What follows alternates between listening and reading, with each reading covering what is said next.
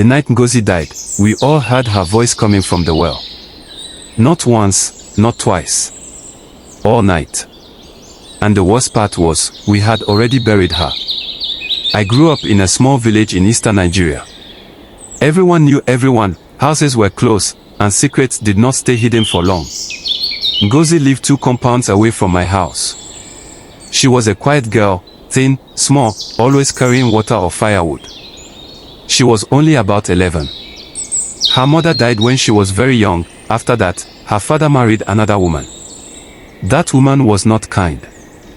People in the village called her Mama Chika, but many of us were afraid of her. She had a sharp voice and angry eyes.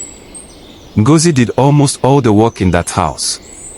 Every morning before sunrise, I would see Ngozi walking to the stream with a big bucket on her head. Sometimes she walked slowly because the bucket was too heavy.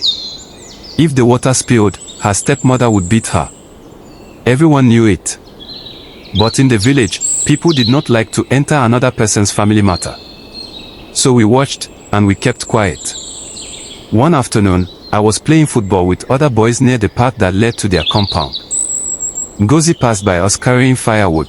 The load was bigger than her head. I remember my friend Emeka saying, "That woman will kill this girl one day." We laughed it off. We should not have. Things got worse during the dry season. Water became harder to find, and the stepmother made Ngozi fetch water many times a day, sometimes 6 or 7 trips to the stream. One evening, close to sunset, I saw Ngozi again. She was walking toward the old well behind their compound. People hardly used that well anymore because the wall around it was broken. I called out to her. "Ngozi, why are you going there? The water there is bad." She looked tired, very tired. "My stepmother said I must bring water now," she said quietly. That was the last time I saw her alive. Later that night, people started shouting in their compound. Someone came running through the village saying Ngozi had fallen into the well. Men rushed there with ropes and lanterns. I followed them. I wish I had stayed home. When they pulled her out, she was already dead. Her body was wet and covered with mud. One of the old women started crying immediately. But something did not feel right.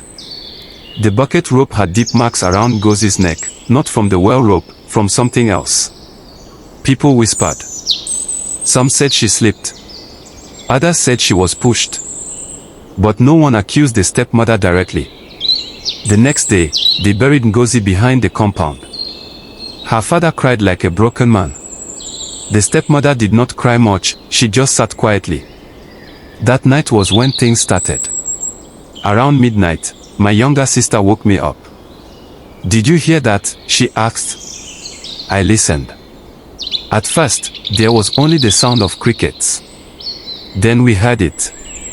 A soft voice. Oh, Mama, help me." It was coming from outside. From the direction of the old well. My sister started shaking. My mother told us to stay inside, but other people in the village had heard it too. Men came out with lanterns again. The voice came again. "Mama, pull me out." The voice sounded like Ngozi. Exactly like Ngozi. The men walked slowly toward the well, but when they got there, the voice stopped. Nothing was there. Just dark water. Everyone returned home confused. But the voice came back. Again. And again. All night. Each time the same words. "Mama, pull me out." By morning, the whole village was talking. The elders decided to question the stepmother properly. At first she kept saying the same thing. She slept, I was inside the house. But when the village chief spoke, things changed. He said, "If you speak the truth, your spirit will have peace. If you lie, the dead will not rest." The stepmother started shaking. Then she confessed. That evening, she had followed Ngozi to the well. Ngozi had spilled some water earlier that day, and the stepmother was angry. She beat the girl near the well. Ngozi fell. But she did not fall into the well. She fell on the ground beside it. She was still alive. Crying, begging. The stepmother said she became afraid that people would see the injuries. So she dragged Ngozi and pushed her into the well, alive. The whole village went silent when she finished speaking. No one moved. That night, something strange happened again. But this time the voice was different. Instead of crying, it laughed. A thin, cold laugh. And it came from inside the stepmother's house. People ran there. They found the stepmother screaming on the floor. She kept shouting, "She is wet. She is standing beside me. Take her away." But no one saw anything. After that night, the woman never spoke properly again. She stopped sleeping.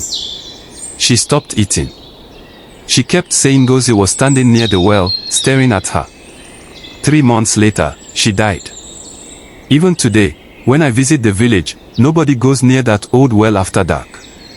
And sometimes, on very quiet nights, people say they still hear a small voice in the distance. Not crying. Just whispering one word. Mama.